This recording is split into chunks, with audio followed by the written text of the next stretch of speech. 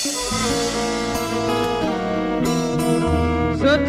yankare, winnam sotara yankare, ar winnam paget ning neram ya, wala nyo yaram we, babara takandare ya, nduko nyan dunia kaya, winnam paratora bem ye, yera bem kondo kon winni yande. Sotara yankare, wayu wiramba sotara yankare.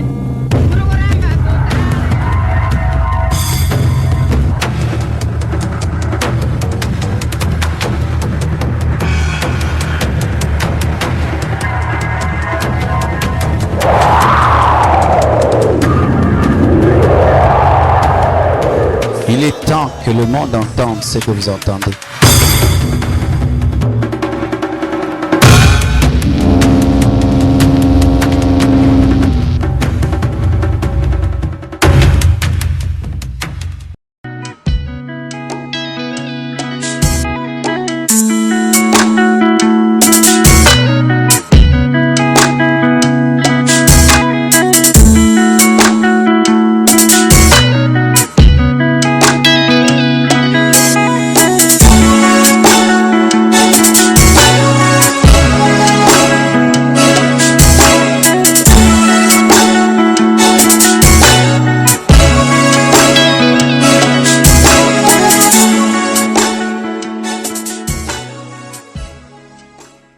Chers téléspectateurs, eh bien bonjour, je suis très heureuse de vous retrouver sur votre nouvelle chaîne Espoir TV, car le meilleur reste à venir, pour votre émission De vous à moi. Alors c'est un De vous à moi revu et corrigé, nouvelle version. Et pour cette première émission, eh bien j'ai le plaisir de recevoir l'homme de Dieu, le pasteur Marcelo Jérémy Tounassi. Alors, nous allons voir un peu, le pasteur Tounassi étant actuellement en Belgique pour nous présenter son ouvrage, un livre qui s'intitule Stratégie face à la tentation.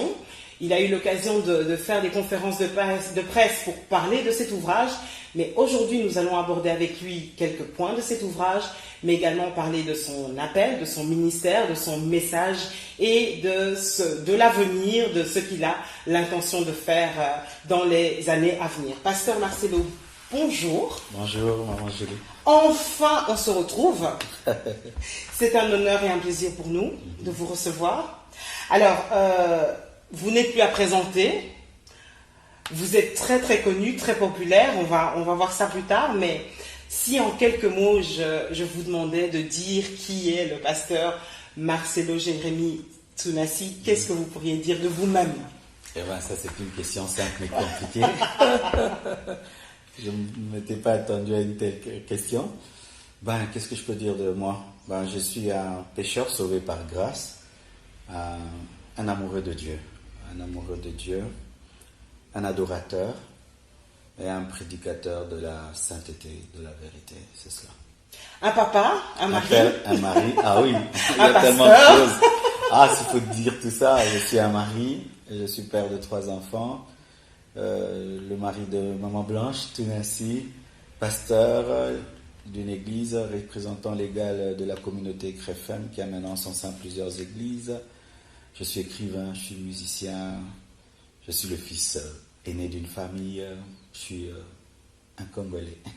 Comment on fait pour à un moment donné arriver à être tout ça en même temps et savoir justement gérer chaque domaine en même temps? Être un bon mari, un bon papa, un bon pasteur, un bon écrivain, un bon chantre et avant tout un enfant de Dieu, un bon fils.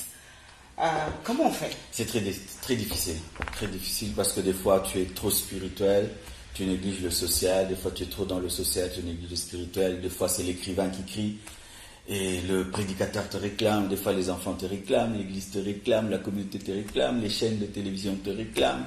C'est pas facile.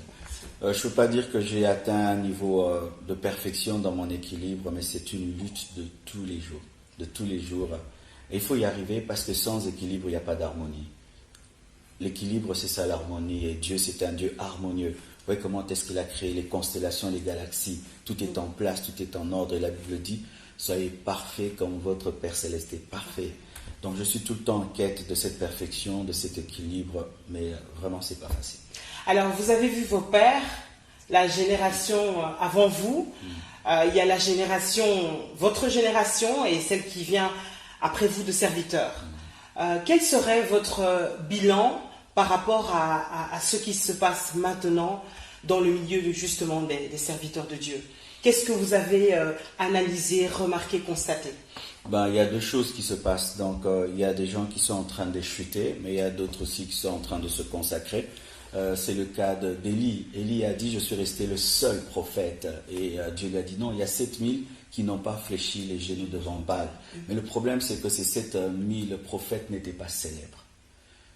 Alors que, à la fois, il y a le mystère de l'iniquité qui agit, à la fois, il y a la pluie de l'arrière-saison qui se prépare. Je suis en train de vivre deux mouvements de Dieu qui se produisent. À la fois, il y a des gens qui dévient, mais à la fois, il y a des gens qui se consacrent. À la fois, il y a des églises qui meurent, à la fois, il y a des églises qui grandissent. À la fois, il y a des églises qui stagnent, à la fois, il y a des églises qui progressent. À la fois, il y a des hommes de Dieu qui perdent la vérité. À la fois, il y a d'autres qui se consacrent davantage. Ce sont ces deux mouvements de Dieu que je vis aujourd'hui. On a l'impression que le réveil dort. Est-ce que vous êtes d'accord avec ça? On a l'impression que l'Église s'est endormie et que le réveil, par rapport à il y a une dizaine d'années, où notamment à Kinshasa, on voyait un réveil énorme, on voyait des gens partout, tout le monde priait. Est-ce que vous avez le sentiment que, entre guillemets, le réveil dort? Moi, je me suis converti en 1990. En ce temps-là, les églises n'étaient pas belles, elles n'étaient pas très présentables, les pasteurs n'étaient pas riches, ils n'étaient pas très instruits, mais il y avait la vie de Dieu. Mais maintenant, les églises sont très belles, climatisées, moquettes, instruments, pasteurs confortables et tout, mais je ne sens pas la pureté de la vie de Dieu que je sentais en ce temps-là. Et je me suis posé cette question, pourquoi? Dieu m'a dit, c'est que la sémence a changé. Quand vous changez la sémence, vous changez automatiquement les fruits. Qu'est-ce qu'on nous prêchait au départ? Cherchez premièrement le royaume des cieux et sa justice et le reste sera donné par-dessus. Mais quand les mêmes personnes qui nous ont prêché ce message si simple et profond reviennent, ils disent si tu n'es pas millionnaire, tu n'es pas délivré. Si tu n'as pas une voiture, tu n'es pas délivré. Si tu ne voyages pas, tu n'es pas délivré. Si tu n'es pas bien habillé, tu n'es pas délivré. Ils sont venus s'aimer livrer. Et ça étouffait la vraie sémence de Dieu. Et je crois que là, les hommes de Dieu devront nous repentir, revenir aux anciens messages. Parce que la Bible n'est pas vieille. Dernièrement, je prêchais, j'ai dit, pourquoi on ne voit plus les conversions des musiciens païens, comme avant? Pourquoi on ne voit plus des grands magiciens, politiciens se convertir? En ce temps-là, quand les églises n'étaient pas belles, il y avait des grands politiciens qui abandonnaient l'occultisme et qui venaient le témoigner. Il y avait des grands musiciens qui devenaient des prédicateurs. Pourquoi plus maintenant? C'est parce que le message a changé.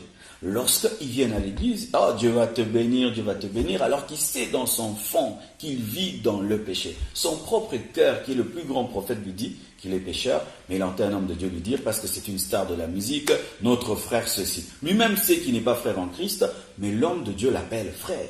Donc finalement, on a des églises remplies, mais pas forcément de gens convertis. La taille d'une église n'est pas le signe de sa croissance parce qu'il y a des églises qui sont obèses, parce qu'il y a aussi l'obésité spirituelle. L'obésité spirituelle consiste à avoir une église grande numériquement sans des vrais disciples, pas du pasteur, des vrais disciples de Jésus-Christ. Lorsque vous voyez une église dans laquelle le pasteur dévie et les fidèles acclament, c'est une église malade parce que les vrais disciples te ramènent sur le chemin et quand tu ne reviens pas sur le chemin, ils quittent l'église. Mais nous voyons des églises qui continuent à se remplir malgré la déviation doctrinale, malgré la perversion, malgré l'entêtement dans le mal. Ça, ce sont des églises malades, même si ce sont des églises de 5000 membres, 10 000 membres répandus dans le monde entier. Alors, on peut dire une chose, c'est que votre message, il est radical. Donc, c'est la sanctification. Vous avez fait un choix depuis quelques années de prêcher uniquement ça parce que Dieu vous a dit de prêcher ça. Alors, à mon avis, vous devez pas vous faire que des amis. Et en plus, vous allez un peu à contre-courant. Qu'est-ce qui vous donne justement la force de tenir dans ce message? Parce qu'après tout, vous êtes populaire.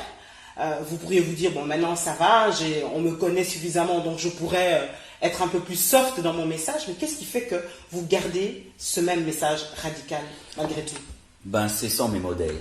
Je lis beaucoup les livres des vieux serviteurs de Dieu, Wesley, Finney, des hommes qui ont bougé le monde. Moi, j'ai rien fait. J'ai rien fait. Des hommes qui, rien que par leur passage dans un train, amenaient des conversions. Sa présence convertit une nation. Des hommes qui ont bouleversé des rois. Alors quand je lis leurs livres, je dis Marcelo n'est rien. Et ce sont des hommes qui sont morts dans leur message, qui ont été tués dans leur message. Je me suis dit, je dois être comme eux. Et c'est mon rêve. Je veux être comme un Wesley, je veux être comme un Finney. Et je veux être comme Jacques-André Verneau. Cet homme de Dieu qui a prêché la sainteté jusqu'à sa mort. Il m'a inspiré. Et je me dis que si aujourd'hui j'arrête de dire ce que je dis, et ce que Dieu a dit, tout est accompli. Tant que Jésus-Christ me le demande, je le prêcherai. Et j'aimerais même donner cette précision. Je ne prêche jamais pour déranger les gens. J'entends et je dis. Certains, ils entendent délivrance, ils prêchent délivrance. Ils entendent prospérité, ils prêchent prospérité. Moi, j'ai entendu une voix audible me dire, prêche la pureté à mon peuple. Comme eux obéissent à leur appel, moi aussi j'obéis à mon appel. Vous savez, le feu, il indique rouge, vert et orange. Moi, j'indique rouge, stop, arrêtez. Mais d'autres, ils disent vert, Dieu te bénira, Dieu est avec toi. Mais moi, je suis un feu qui dit rouge. Alors, chacun son rôle. Alors, on pourrait dire, vous n'êtes pas vieux, vous n'êtes pas jeune non plus, mais vous n'êtes pas vieux. Alors, les vieux ou les jeunes pourraient se dire, lui, il vient, ce jeune-là, vient avec ses leçons de morale. Qu'est-ce que vous aimeriez dire à ces détracteurs qui pourraient dire que vous venez faire du rentre-dedans, ou bien vous pouvez dénoncer, c'est de la dénonciation calomnieuse, vous faites du rentre-dedans, vous faites des leçons de morale. Qu'est-ce que vous aimeriez dire à ces personnes-là? Mon message, c'est un message de sainteté, mais c'est un message d'amour, un message de puissance et d'équilibre, parce que je ne prêche pas que répentez-vous.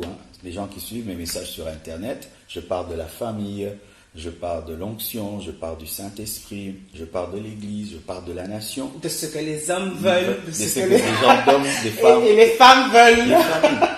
Nous avons suivi ça. Dans tout cela, le soubassement, c'est la sanctification. Je cherche ce maître fidèle à mon appel. Des fois, quand je prêche, les gens sont contents, des fois ils sont énervés, c'est surtout les hommes de Dieu, qui sont énervés. Mais je crois que dans la vie, on a besoin de quelqu'un qui sonne la trompette pour nous réveiller. Vraiment, sincèrement, j'aimerais pas avoir des gens qui, dans ma vie, tout le temps m'acclament. J'aimerais des gens qui me disent, Marcelo, tu as changé. Marcelo, tu as dévié. Marcelo, tu es devenu orgueilleux. Marcelo, tu es devenu négligent. Marcelo, tu n'es plus profond. Ça m'aide. D'ailleurs, ce sont les personnes qui nous corrigent et qui nous font mal, qui nous transforment. Vous êtes conscient des risques et vous êtes prêt à aller jusqu'au bout? Oui, je suis très conscient que moi, j'ai déjà un carton jaune sans rien faire, donc... À la petite bêtise, ce sera le carton rouge. Il y a des gens qui m'ont déjà dit, j'ai tenu un séminaire sur fuir l'impudicité. Ils m'ont dit, si tu pêches, on va te faire un séminaire fuir l'impudicité 2.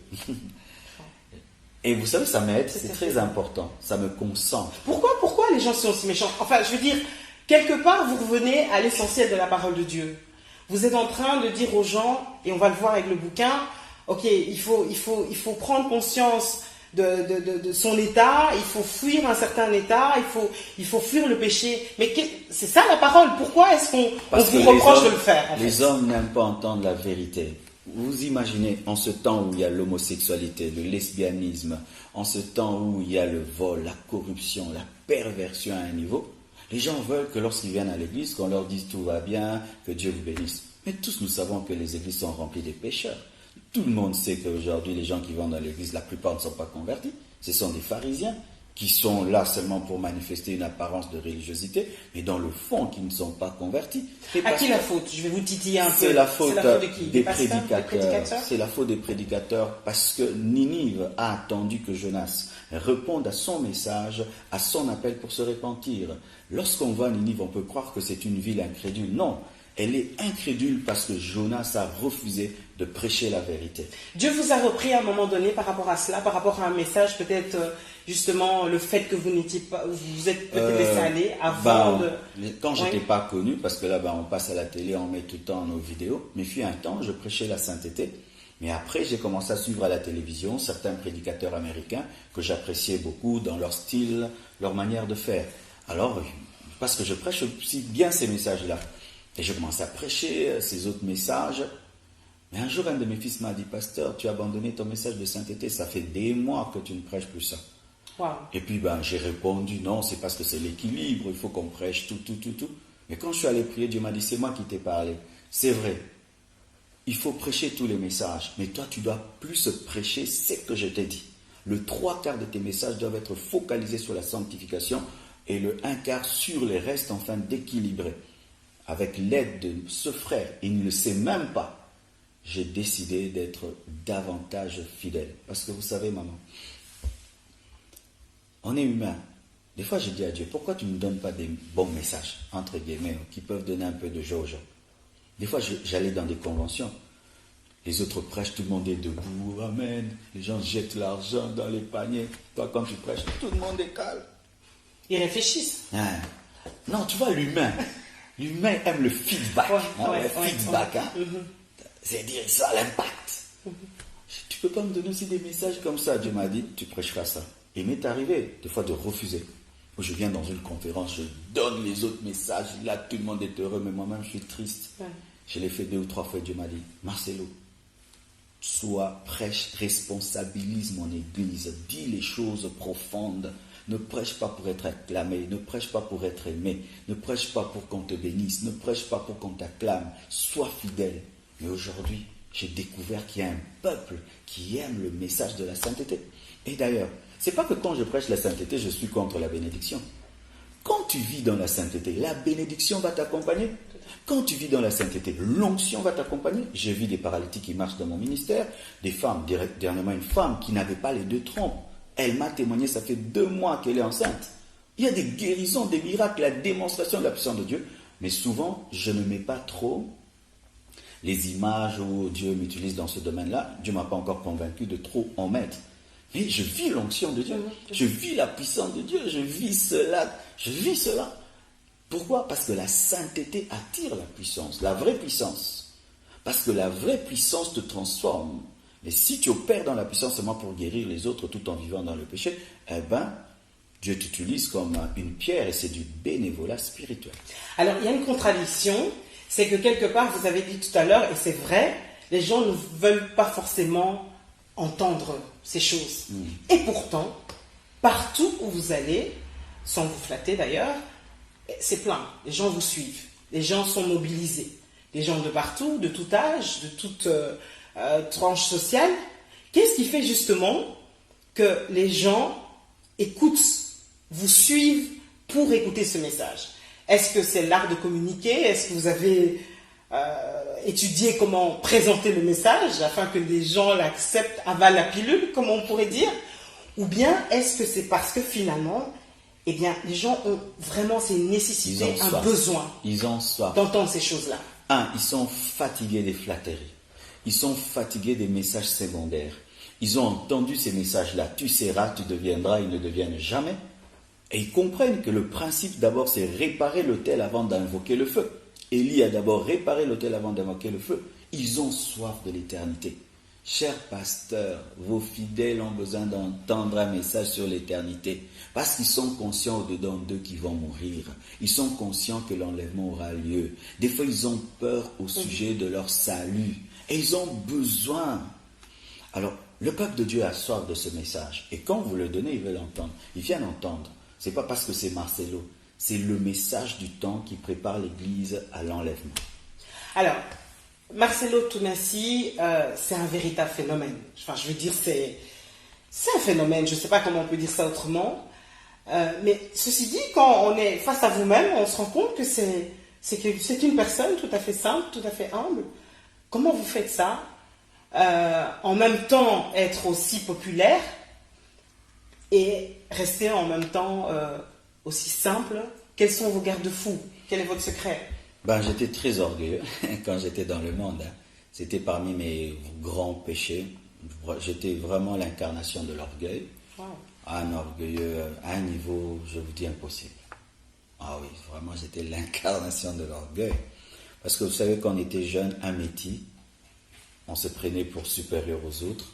Toutes les filles t'aiment, tu t'habilles bien, tu habites une belle maison, les parents t'envoient dans une bonne école et tu es gonflé. Et quand je me suis converti, je suis sorti de l'orgueil social, mais je gardais l'orgueil dans un autre domaine, intellectuel et spirituel. Et Dieu un jour m'a dit, tu es orgueilleux. Maman, est-ce que Dieu vous a dit que vous êtes orgueilleuse? Ah, l'entendre des autres, c'est autre chose. Dieu lui-même, s'il te dit, il m'a dit, Marcelo, tu es orgueilleux. J'ai senti une larme dans mon cœur. Parce que je savais que l'orgueil, c'est une nature satanique. C'est l'orgueil qui a engendré le diable. Vous savez que l'orgueil existe avant la sorcellerie. L'orgueil existe avant l'adultère et le mensonge et le vol. C'est l'orgueil qui a engendré tous les péchés. Et Dieu m'a dit, j'étais orgueilleux. J'ai eu mal. Donc tu es mon antithèse en fait. C'est ça. Et là, il a commencé à me briser. C'est pourquoi des fois dans la vie, il faut accepter l'anonymat. C'est dans l'anonymat de la pierre qu'elle est polie pour être jetée sur le front de Goliath. J'ai prié dans des églises dans lesquelles il n'y avait pas d'instruments. Le pasteur était analphabète. Et vous priez, il n'y a point de porte et tout le monde vous voit. Et puis j'ai quitté cette église, je suis allé au pied d'un autre pasteur où on vous envoie. On vous dit de balayer l'église. On vous dit de torchonner l'église, de poser les bâches. Vous êtes les domestiques de l'église alors que tu es d'une bonne famille. Vous transportez des bancs. Ça m'a brisé. Aussi, j'ai vu d'autres aînés devenir orgueilleux. Et comment est-ce que Dieu les a abandonnés? Il y a des gens qui ont vécu un succès qui me dépasse, un impact qui me dépasse. Mais lorsqu'ils se sont fait Dieu, ils se sont fait des stars et des vedettes, j'ai vu comment est-ce qu'ils ont chuté, comment est-ce que l'onction les a quittés.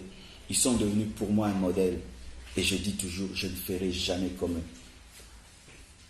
C'est beau de voir un homme élevé qui est humble. C'est ça Dieu. Dieu est grand, mais il nous appelle ses enfants. J'ai toujours été touché quand j'étais infidèle, de voir un grand pasteur prêcher à la chair, mais quand il descend, c'était un homme comme vous. Et je disais, le jour que je serai un homme de Dieu élevé, je prêcherai les gens, non pas par mes paroles, mais par mon humilité. Où ils disent, mais c'est un autre quand il a la chair et un autre quand il est avec nous. C'est beau l'humilité dans la grandeur. Quelle est la première chose que vous aimeriez justement dire à vos collègues, serviteurs, servants de Dieu, pour les encourager par rapport à la première partie de cette émission où nous avons abordé le ministère? Je peux dire ceci aux hommes de Dieu. L'ennemi nous a amenés à douter des vrais principes de Dieu, les principes de l'humilité, les principes de la sainteté, de la pureté. On commence même à douter, est-ce que ça marche ces choses-là? L'humilité, la sainteté, la crainte de Dieu, servir Dieu dans ses principes, est-ce que ça marche? J'aimerais vous dire, homme de Dieu, ça marche. On n'a pas besoin d'occultisme, on n'a pas besoin de magie, on n'a pas besoin de manipuler, on n'a pas besoin de voler, on n'a pas besoin de fausses prophéties. Soyez patient dans votre appel, travaillez dur, laissez Dieu aussi vous travailler. Ne prêchez pas la parole pour les autres, mais prêchez-vous vous-même ce que vous dites à vos fidèles. Parce que ce qui a plus d'impact dans le ministère, ce n'est pas ce que tu dis, mais ce que tu es. Ce que tu es prêchera plus que ce que tu dis. C'est ce que j'aimerais vous dire. Je vous encourage. Les vieux principes de la Bible marchent. Vous n'avez pas besoin de connexion charnelle pour que Dieu vous élève. Vous n'avez pas besoin d'un homme de Dieu pour vous élever ou d'un quelqu'un partenaire. Non. Craignez Dieu, marchez dans sa crainte. Lui-même vous élèvera. Et j'aimerais aussi vous dire, en soi aussi, le succès, ce n'est pas passer à la télévision. Le succès, ce n'est pas être connu. Le succès, ce n'est pas être sur des banderoles et des affiches et faire des plans. Le succès, c'est être fidèle à ce que Dieu t'a dit. C'est cela. Waouh! Alors, le fameux bébé, le bouquin, l'ouvrage. En tout cas, vous avez raison. 200 pages, mais très facile à lire. Alors, d'abord, donc stratégie face à la tentation. D'abord concernant la forme, l'image. L'image. Ça peut choquer, non? Oui. Alors, on vient de parler d'humilité. Comment, là je vous embête un peu, comment on peut justifier que Marcelo Tounassi, très humble, met sa photo en couverture? Oui. Je l'ai mise parce que j'ai écrit un premier livre, je n'avais pas mis ma photo. Et comme les gens pensaient que je ne suis qu'un prédicateur, ils ne savaient pas aussi que j'écrivais. Il se faisait qu'ils avaient du mal à trouver mon livre, même quand je le mettais dans les librairies. Parce qu'ils ne voyaient pas. Non, tu as un livre. Oui, j'ai un livre. D'ailleurs, il est dans la librairie telle. Oh, mais je n'ai pas vu. Il est dans tel supermarché, je n'ai pas vu. Alors, mon équipe autour de moi a dit, alors pour que les gens repèrent facilement le livre, mettons alors une photo dessus. C'est seulement ça. Mais si ce livre, en mettant la photo, dérange, le prochain, je ne mettrai pas ma photo. Alors, moi, je vais vous dire un secret en termes de communication. C'est bien calculé parce que vous n'êtes pas tout à fait dessus. vous êtes en partie dessus. Donc ça a été un peu bien calculé. Merci. Vous apparaissez, mais vous n'êtes pas en plein dans l'image. Merci beaucoup. C'est un petit détail. Deuxième chose, très intéressant, vous avez fait des gros caractères, donc Oui. c'est facile à lire. Et puis, surtout, vous prenez le risque de tutoyer vos lecteurs. Alors, pourquoi? J'ai mis les grands caractères pour que les gens lisent facilement. Et pourquoi tutoyer? Parce que c'est ce que je fais souvent. Je n'arrive pas à prêcher à quelqu'un lorsque je me sens loin de lui. Parce que en soi, quand je prêche, je parle à un ami. Et un ami, on dit tu, on ne dit pas vous. Mais des fois, je fais des efforts pour vous, voyez. Mais après, je retombe dans le tutoiement. C'est pas que je manque du respect aux gens, mais j'aimerais me sentir proche. J'aimerais que ce livre soit la lettre d'un ami à un autre. Je ne sais pas si ça vous est déjà arrivé.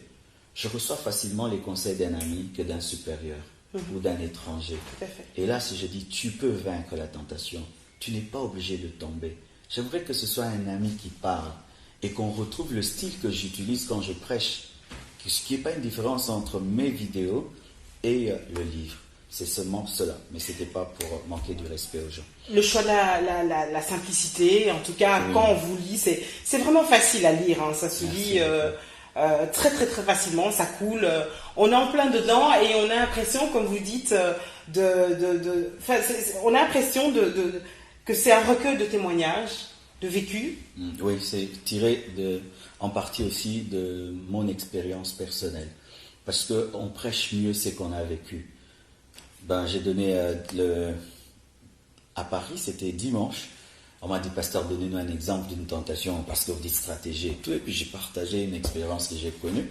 Comment est-ce qu'au début du ministère, une femme a voulu me faire tomber dans l'impudicité. Elle m'a tendu un piège, elle m'a invité chez elle, disant qu'elle était malade. J'arrive chez elle, elle n'est pas dans le salon, on me dit qu'elle est dans la chambre, j'entre dans la chambre, je la trouve presque nue, Wow. Elle a mis de l'huile partout, elle a mis des lentilles, elle a mis une musique douce, climatisation et tout, elle m'a dit clairement comme ça ce qu'elle voulait, et là je suis avec elle. Alors j'ai dû appliquer une stratégie que Dieu m'avait donnée, m'a dit fâche-toi. Alors je me suis fâché et puis j'ai pris autorité sur elle. Je n'ai plus traité la personne, j'ai traité l'esprit qui était derrière. J'ai dit, agenouille-toi, tu as un démon, je veux chasser le démon.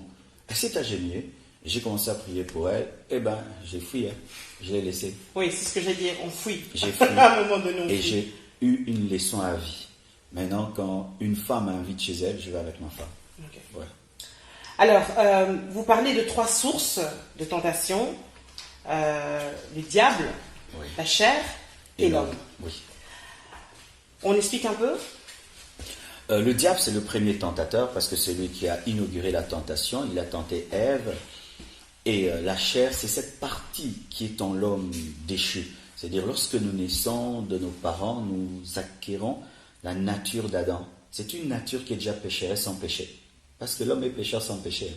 L'homme ne devient pas pécheur quand il pêche. Nous naissons pécheurs.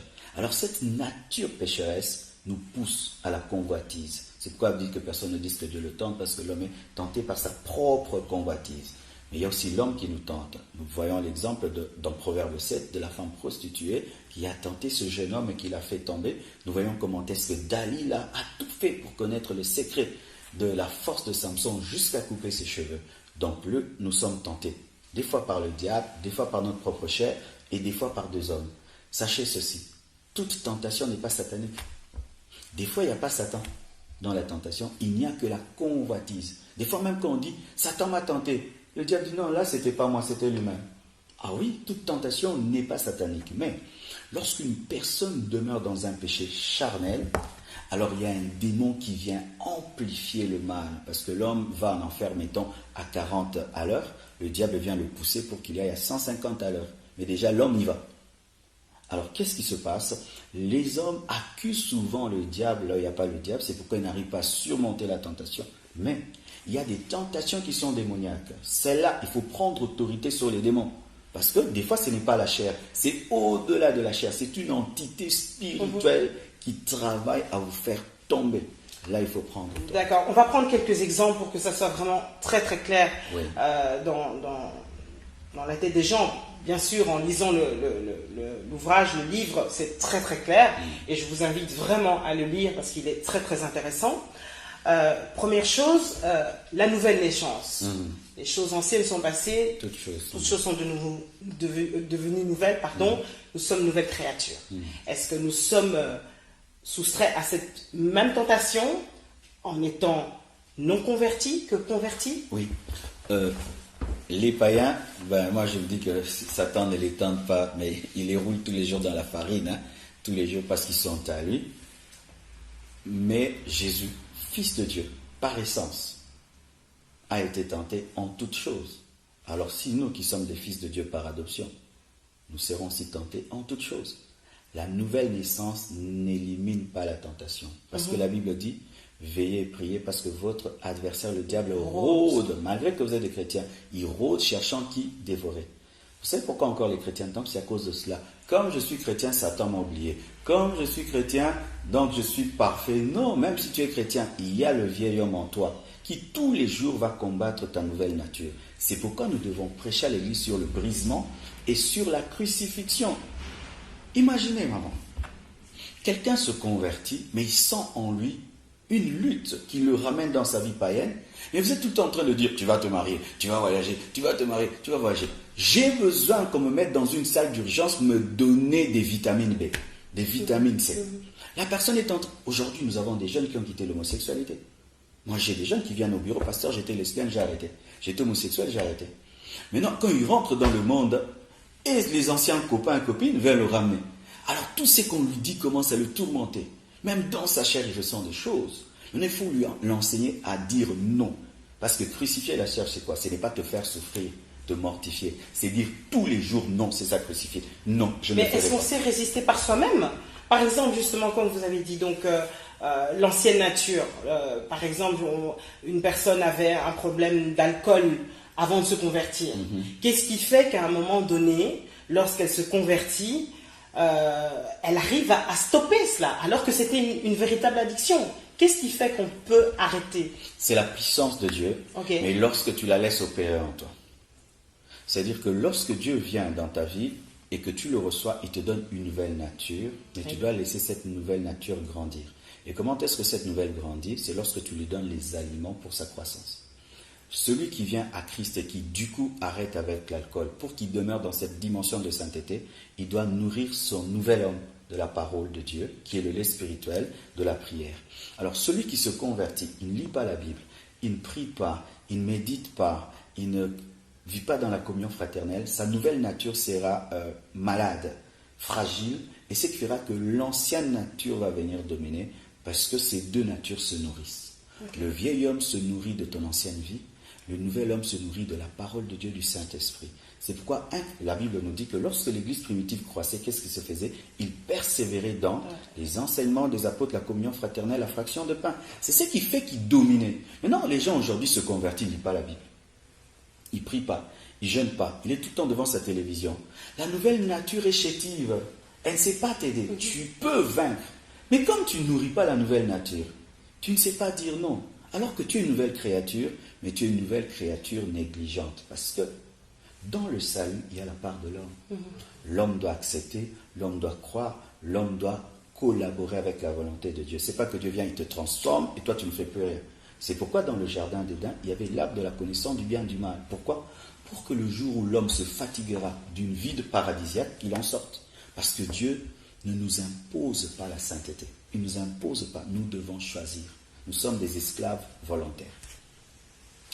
Alors, 44 stratégies, c'est l'histoire de toute une vie finalement. Oui. Il y en avait même 77, mais pour ne pas faire un gros livre, nous avons divisé en deux. Alors, les autres seront dans le tome 2. Alors, on va les survoler un peu. La première, essentielle, prendre conscience. Que tu es tenté. Comment on prend conscience à un moment donné de son état?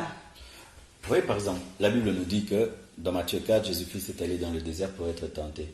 La Bible reconnaît que Jésus était tenté. Et Jésus, on écrit noir sur blanc, Jésus, le Fils de Dieu, était tenté. Conduit par le Saint-Esprit en plus. Il a été, oui, conduit en plus. On nous dit que Joseph était tenté. C'est écrit. Même Paul dit, le bien que je veux faire, je n'arrive pas à le faire. Le mal que je ne veux pas faire, c'est celui que je fais. Il reconnaît. Il n'y a pas de pire malade qu'un malade qui ne reconnaît pas qu'il est malade. Si tu veux vaincre la tentation, tu dois reconnaître que tu es tenté. C'est pourquoi Dieu dit à Adkaya, le péché se couche à ta porte et ses désirs se portent vers ton cœur, mais toi domine sur lui. Il dit, reconnais que tu es tenté. Et lui dit non, il n'a pas reconnu ça. Il est allé jusqu'au bout. Pour vaincre la tentation, il faut reconnaître. C'est ainsi qu'il y a des gens qui viennent, te voient, pasteur, je n'ai pas encore péché, mais je sens que si ça continue comme ça, dans une semaine, je vais tomber. Prie pour moi. Tu pries pour lui, tu le conseilles, puis il tombe pas. Parce qu'il a reconnu qu'il était tenté. C'est lourd tout ça, non? Finalement. Qu'est-ce qui est pesant. lourd? C'est pesant dans le sens où on pourrait se dire, mais c'est dur. La vie chrétienne est est difficile. un combat. C'est un combat. C'est ça, vous savez. Pourquoi est-ce qu'aujourd'hui les prédicateurs ne prêchent pas ce que je dis? Parce qu'ils veulent faire croire aux gens que la vie chrétienne, c'est bonbons, biscuits, chocolat. Non. Jésus a dit que étroit est le chemin qui mène à la vie éternelle. Jésus a dit. Il a dit large est le chemin qui mène à la perdition. C'est facile d'aller en enfer, mais difficile d'aller au ciel. C'est Jésus qui l'a dit.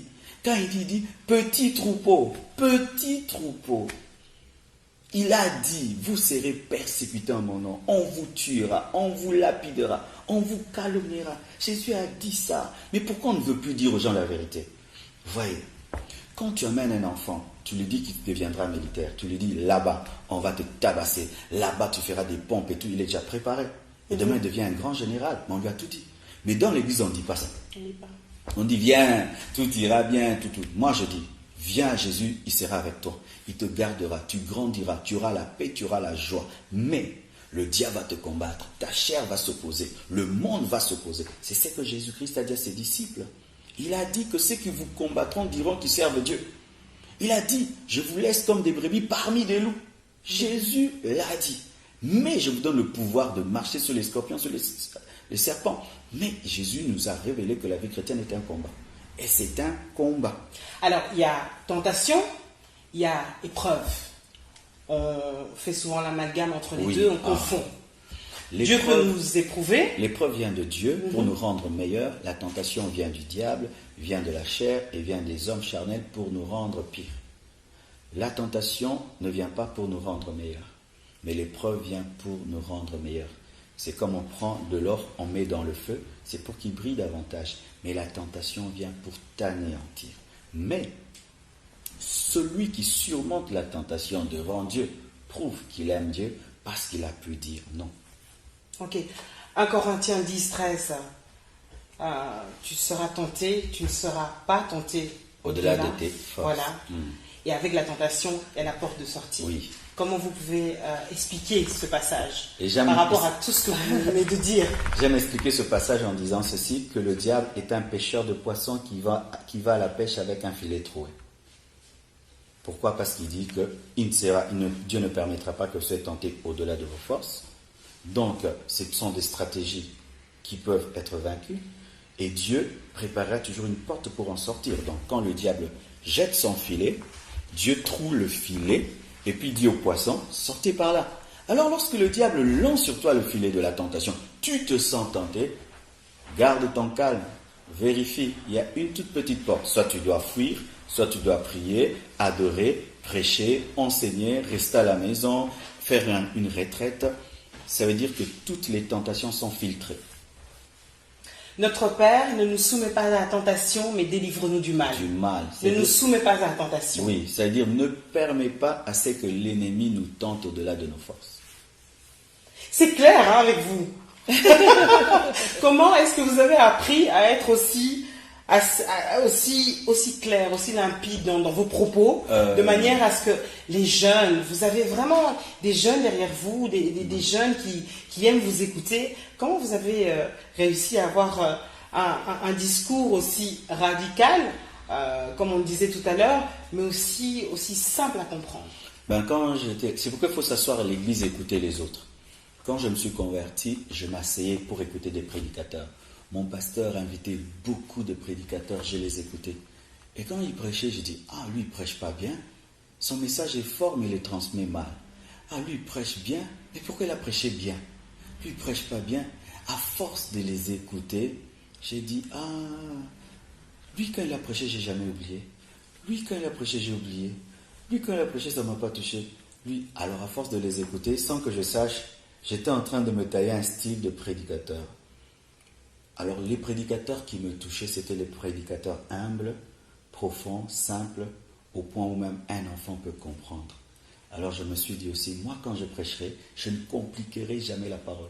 Je lis des livres théologiques, hein. Je vais vous parler du grec ici, hébreu et tout. Mais est-ce que vous en avez besoin? Oh, la superficie de Corinthe. Est-ce que vous avez besoin de la superficie de Corinthe? Non, non, pas besoin. Il y a des trucs que je connais pour moi. Je peux les partager avec les pasteurs, les prédicateurs. Mais quand je vais prêcher, je veux que même un enfant m'entende. Je veux même qu'une maman qui vend du pain comprenne ce que je veux dire. Et aussi, mon père m'a aidé. Il est toujours là? Il est toujours vivant. Mon père, vous le voyez toujours? Oui, toujours. Qu'est-ce qu'il dit de vous? Ah, il est heureux. Il est content? Il est fier, oui. Il m'encourage. Chaque fois que je vois, je prie pour moi. Il vous reprend parfois aussi, encore? Oui, d'ailleurs, j'allais le dire. Une fois, mon père est venu, il m'a écouté prêcher, puis il a fini. Il a dit, Marcelo, est-ce que ton église, j'aime limiter, a compris ce que tu as prêché? J'ai dit oui. Mais non, mais moi-même, là, j'ai rien compris. Le temps que je comprenne le premier point, tu étais au deuxième. Le temps que je comprenne le deuxième, tu étais au troisième. J'ai dit comprenne. J'ai dit, ils doivent être des philosophes. En soi, il m'avait dit, Marcelo, tu dis des choses trop compliquées. Pourquoi dire trop de choses? Dis les choses calmement et profondément. Il m'a aidé. Tout ça s'est passé avant que je commence à passer à la télé. Tout ça, oui. Alors, on va parler de quelques stratégies avant de clôturer, parce que ça va très très vite. Donnez-nous les stratégies que vous considérez elles sont toutes essentielles, bien sûr, mais les prioritaires. Donner sa vie à Jésus. Sans la nouvelle naissance, toutes ces stratégies, ce n'est que la loi, ce sont des efforts humains. Et je dis qu'il est impossible que le léopard de lui-même ne puisse transformer son pelage, parce qu'il est créé tacheté, et seul son créateur peut changer son pelage. Ça part lorsqu'on transforme son pelage, c'est de conserver la beauté de son pelage. Il faut naître de nouveau. Il faut acquérir la nouvelle nature qui te donne la force de te sanctifier. La sanctification n'est pas la part des païens, c'est la part des enfants de Dieu. Ça, c'est le plus grand principe. Il faut naître de nouveau. Pour celui qui est déjà né de nouveau, il faut vivre en communion avec Jésus et en communion avec le Saint-Esprit, parce que le Saint-Esprit ne te conduira jamais vers la chambre basse, il ne te conduira que vers la chambre haute. Aucun homme dirigé par le Saint-Esprit ne s'est retrouvé dans le péché, parce que le Saint-Esprit ne peut jamais t'amener dans le péché. Il vient pour glorifier Jésus en toi. Donc c'est ce que je peux dire comme principe très important. Vous parlez également de la connaissance, l'importance de connaître. Nous sommes dans une société où les gens n'ont plus trop l'occasion d'apprendre. On ne lit plus forcément, on ne se documente plus forcément. Une société tout fait, tout est fait, du quick, du fast, et beaucoup de dilués aussi, beaucoup d'informations, mais pas toujours l'essentiel. Comment justement, dans ce contexte où l'Église est livrée à elle-même, beaucoup dans l'Église sont livrés à eux-mêmes, le peuple est livré à lui-même, faire en sorte qu'on puisse l'encadrer, le former et lui apporter cette connaissance. Il faut que les hommes de Dieu enseignent plus qu'ils prêchent. Parce que maintenant, il y a beaucoup de prédicateurs, pas suffisamment des enseignants. L'enseignant explique et le prédicateur déclare. Il faut peu déclarer et beaucoup enseigner. Vous allez voir que les disciples étaient fondés dans les enseignements des apôtres, pas dans les prédications des apôtres. Le problème aujourd'hui, c'est que beaucoup de gens se nourrissent des prédications au lieu de se nourrir des enseignements qui contiennent des prédications. Il faudrait que les hommes de Dieu puissent inculquer un esprit de l'enseignement. Eux-mêmes doivent aimer l'enseignement. Enseigner systématiquement et graduellement la parole de Dieu. Aussi, les fidèles doivent sortir de la négligence et de la paresse spirituelle. Ils ne lisent plus la Bible, ils ne cherchent plus Dieu, ils vont courir derrière les prophètes. Dans le Nouveau Testament, on ne cherche pas un prophète. C'est dans l'Ancien Testament qu'on cherche un prophète pour connaître la volonté de Dieu, parce que tous n'ont pas le Saint-Esprit. Aujourd'hui, dans l'Église, lorsque tous nous avons l'Esprit, on ne cherche pas un prophète. Dans le Nouveau Testament, montrez-moi dans la Bible, là on parle de consultation prophétique. C'est ce qui rend les fidèles paresseux. Ils ne cherchent plus Dieu pour eux-mêmes, ils attendent qu'un homme de Dieu prie pour leur dire « Dieu m'a dit, Dieu m'a dit ». Non. Dans le Nouveau Testament, tu pries Dieu, Dieu te parle, et pour te confirmer ce qu'il t'a dit dans le secret, il suscite un prophète qui vient te confirmer ce que Dieu a dit. Mais ce n'est pas qu'il y a une file des gens devant un homme de Dieu. Toi, Dieu a dit, c'est l'Ancien Testament, ce n'est pas dans le Nouveau Testament. Ça affaiblit la connaissance dans l'Église. Le futur, qu'est-ce que vous aimeriez accomplir selon ce que Dieu vous a dit de faire dans un futur proche, plus ou moins proche? J'aimerais avoir une école biblique charismatique. Aujourd'hui, l'église de réveil est devenue faible parce que les protestants ont leur théologie, l'église catholique a sa théologie, mais les églises de réveil n'ont pas d'école théologique, ce qui fait que chacun prêche ce qu'il veut. Vraiment, mon rêve, c'est que Dieu m'aide à avoir une école théologique charismatique où les gens étudient pendant 5 ans, où les prédicateurs sont formés et qu'on cesse de prêcher chacun ce qu'il veut, qu'il y ait des normes et des gens qui suivent. Et là, je suis en train de préparer la sortie de mon album parce que je chante. À la fin de l'année, il y a un album qui va sortir rempli de cantiques d'adoration. Il y a tellement de projets, tellement. Ouais. On est déjà arrivé à la fin. Ah, déjà. Pasteur Marcelo Tounassi, quel serait votre mot de la fin pour le public d'Espoir TV, s'il vous plaît? Je bénis Dieu pour le niveau de l'émission, la préparation de l'émission, le temps que vous avez pris à préparer vos questions. C'est très important parce que la nature des questions détermine la nature des réponses. Lorsque les questions sont hautes, les réponses sont également hautes. J'ai beaucoup apprécié cela, Merci. le sérieux Merci. que vous prenez dans ce travail et que Dieu vous bénisse. C'est que j'aimerais dire à tous ceux qui me suivent, je ne suis pas une star, je ne suis pas une vedette, je suis un frère comme vous, je suis un enfant de Dieu comme vous. Si des fois certains de mes messages vous ne les comprenez pas encore, prenez le temps de prier et Dieu vous éclairera. Priez beaucoup pour nous parce que le combat est réel. Merci beaucoup, que Dieu bénisse. En tout cas, ce n'est pas la dernière fois, je l'espère. Yes. Je vous souhaite un bon retour à Kinshasa. Votre séjour en Belgique, ça s'est bien passé? Oui, j'ai beaucoup aimé. Et puis j'étais aussi à Paris. À Paris. J'ai présenté le livre à Bruxelles. Et à Paris, je suis vraiment très heureux. Ça s'est très bien passé. Beaucoup de succès en tout cas à Ouais. vous et que Dieu vous garde. Merci Pasteur beaucoup. Tounassi. À vous aussi. Merci. Voilà, nous sommes arrivés au terme de cette émission. En tout cas, il est certain que vous aurez eu l'occasion, je pense, de découvrir le pasteur Marcelo Jérémie Tounassi autrement. On se retrouve très très bientôt pour un autre De vous à moi. En attendant, n'oubliez pas, Jésus doit rester votre priorité, notre priorité. Bye bye.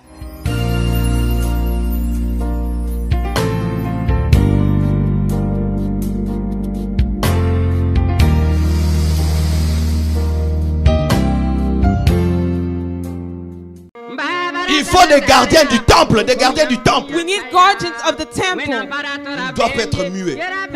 who need to speak. Qui ne doivent pas être des chiens qui n'aboient pas. Il faut aboyer. They need to speak and tell the truth. Il faut aboyer quand il y a le voleur qui entre dans l'église. They need to tell the truth when the thief is coming in the church. Des gardiens de la doctrine. We need the guardian of the Des gardiens doctrine, de la vision. the guardian of the vision, Des gardiens de la pensée de Dieu. the guardian of the thought of God.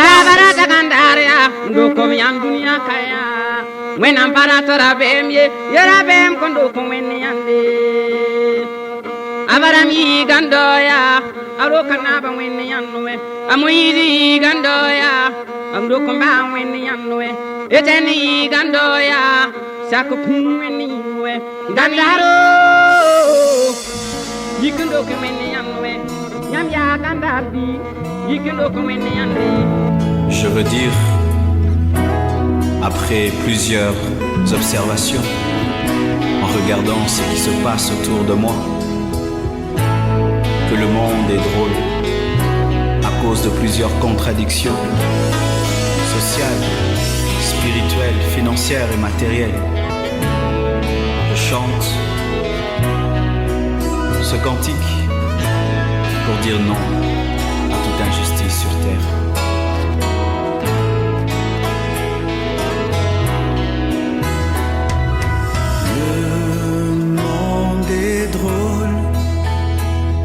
Rempli de paradoxes, les hommes s'en foutent, entraînés par leur passion. Y a-t-il ici-bas quelqu'un qui peut dire non? Y a-t-il ici-bas un homme qui peut se lever